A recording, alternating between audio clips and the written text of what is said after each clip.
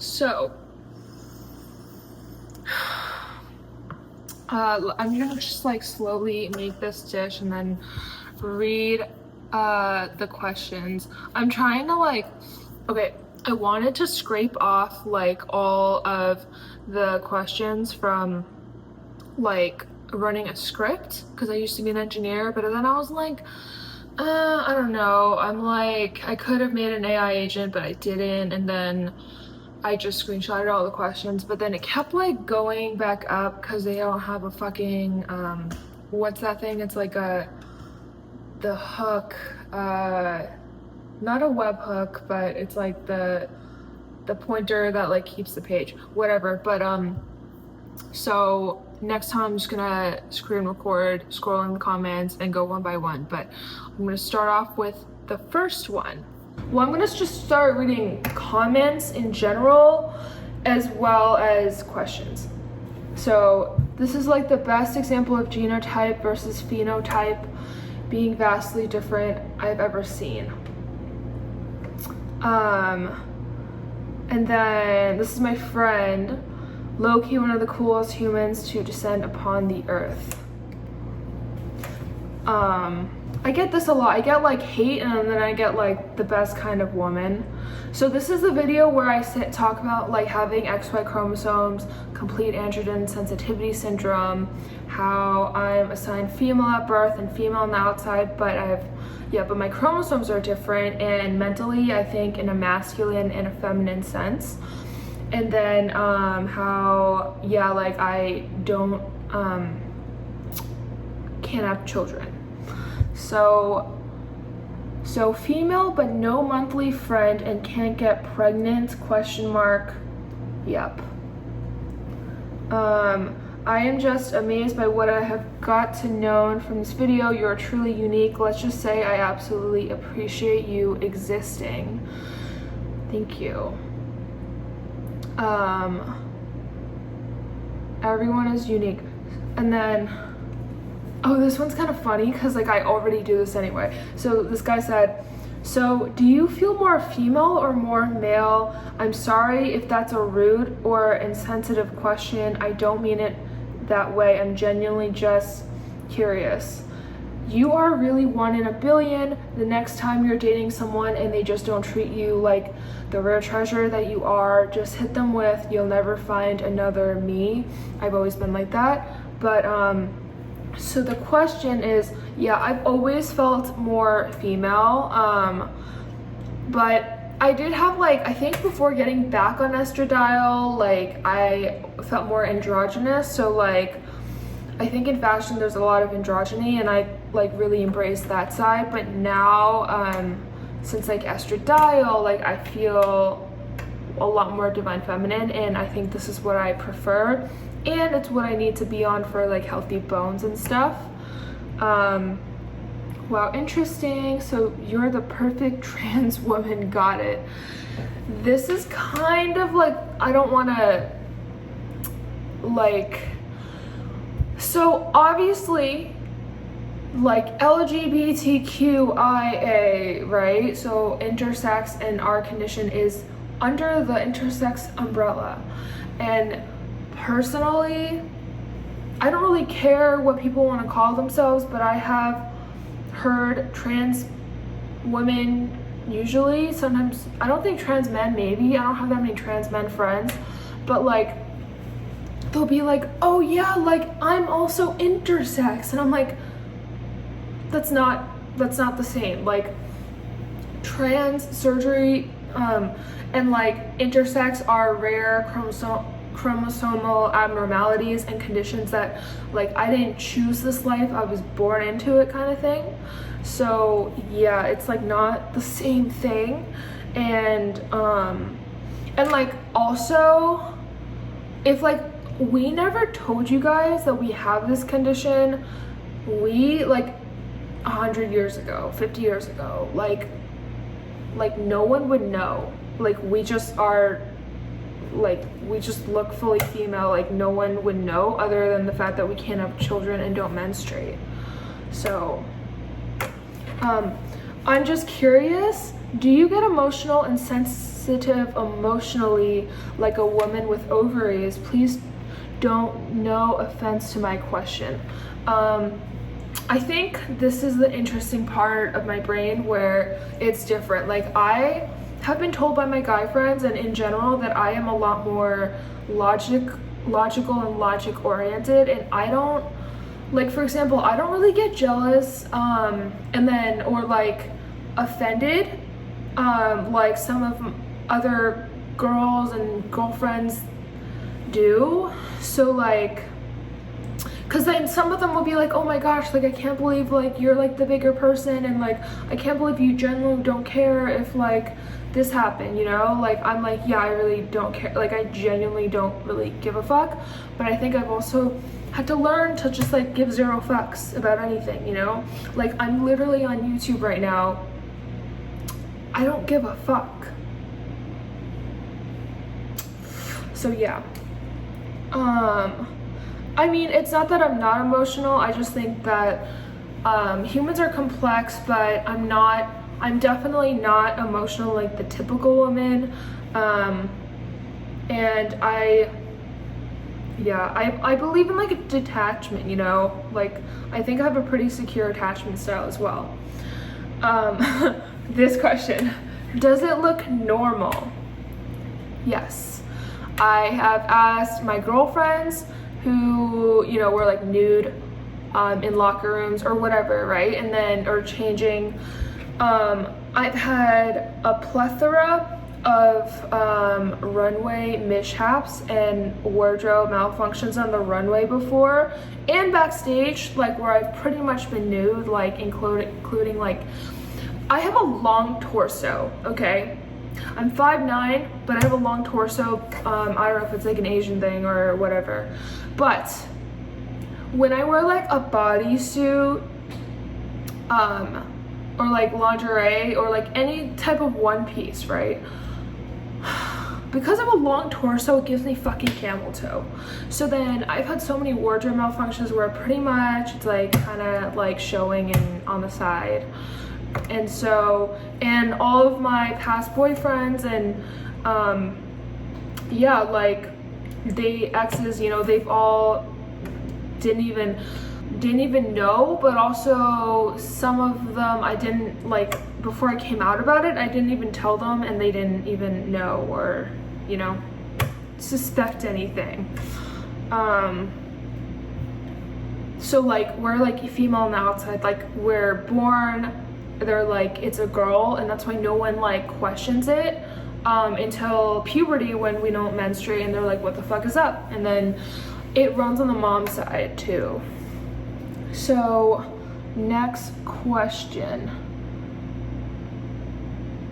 Oh, girl, I wish you would have re-recorded this video. Get to the point. Sorry, I have ADHD. And then, genuinely one of the funniest displays of ADHD. Yeah. I see you're in the gym. How has androgen insensitivity shaped your fitness journey? So, oh, that's like a whole other, this could turn into like 4 parts in and of itself, and it's just comments from one video. But, yeah, so I have experimented with testosterone because I'm a mad scientist and I have an engineering brain. And so basically, when I take testosterone, it would convert to estrogen anyway. So like, we are insensitive to androgens, the precursor to testosterone, and therefore we can't process testosterone. But I got my gonads removed when I was 4 years old because I had appendicitis, and it like infected the gonads, and like normally girls with my condition need to get that removed when we're like after puberty, so like we can develop like basically the gonads, which would produce testosterone during puberty. We would be converting it to estrogen, and that would be giving us big boobs and like curves and like the feminine puberty, basically. Okay, so like the girls that like got the gonads removed after puberty have like double D cups, like my great aunt, double D cups, okay? But if you got them removed before, you have to have like some sort of hormone supplementation, because everyone needs testosterone or estrogen, and men and women, normal men and women, have both estrogen and testosterone, right? We only have estrogen. And so that's why there was an article, as I said, the perfect female is genetically male. Because of this condition, this guy from gender studies class met this girl who was a runway model and like had perfect skin, was tall and all that stuff, and bone structure, and then she came out in the gender studies class about her genetic condition, and like he learned about it. So I also was like, why don't I experiment with testosterone, because I would have converted it to estrogen anyway.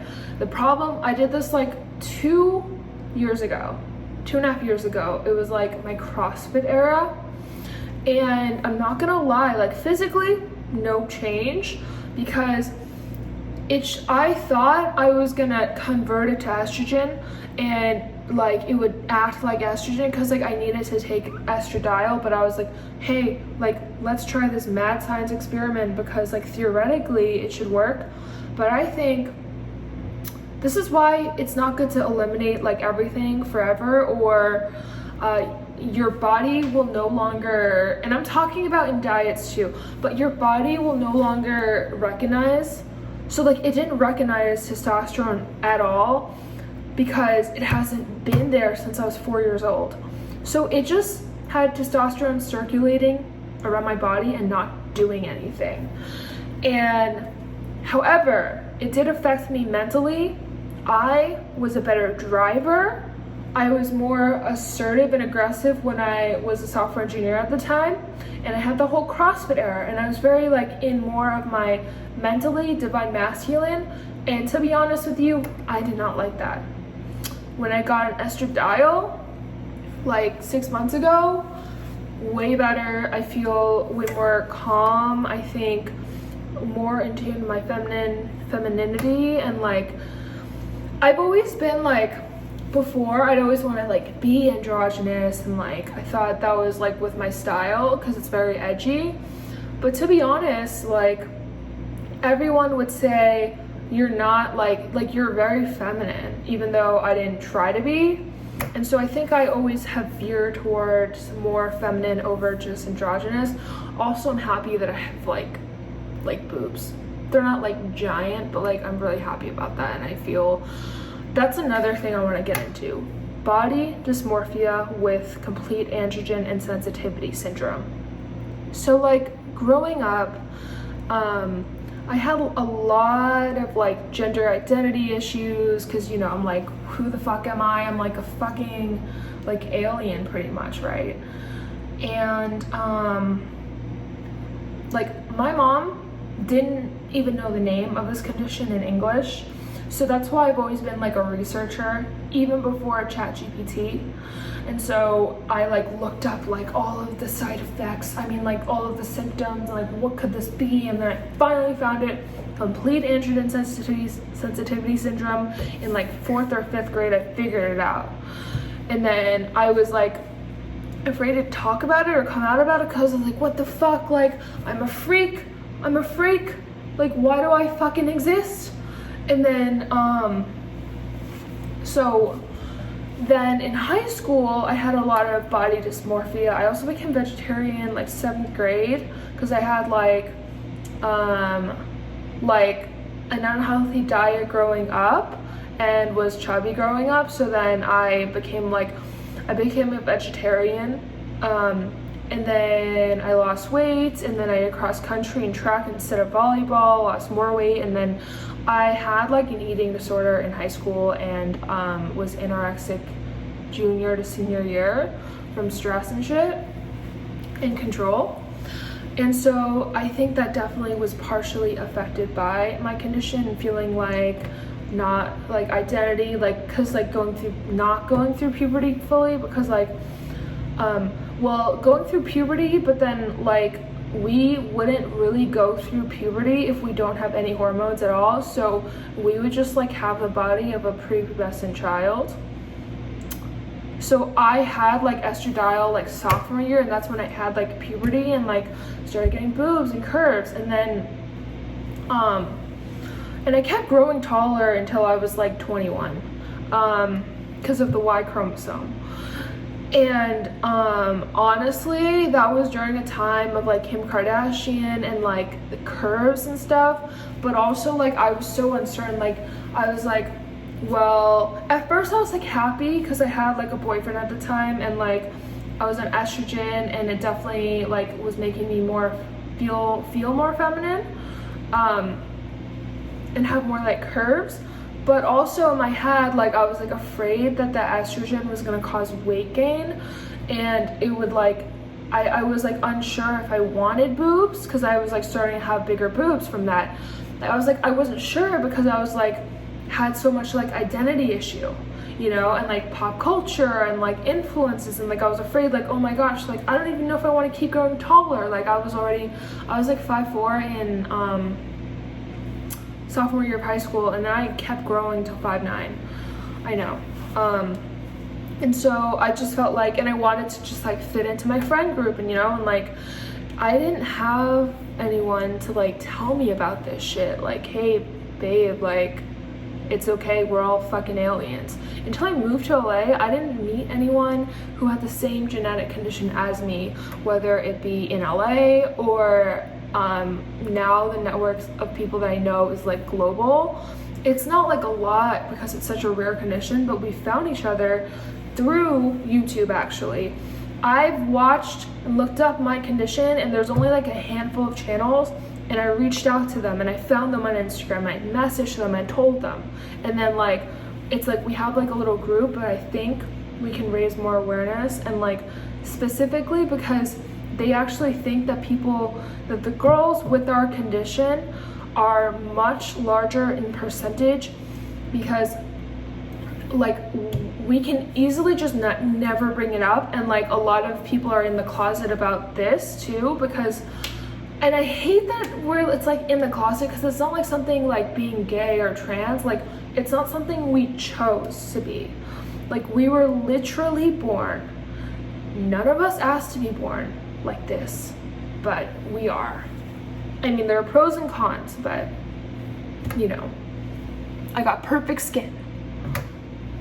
But yeah, so it's definitely a larger percentage of what scientists are thinking now, and so there's a lot of y'all that have this condition, are confused, and I just want to let you know that you can reach out to me, anyone in my network, about this, and it's cool. It's like not a big deal anymore, you know. Like I feel like even in today's age of like acceptance, we still want to belong and fit into a category.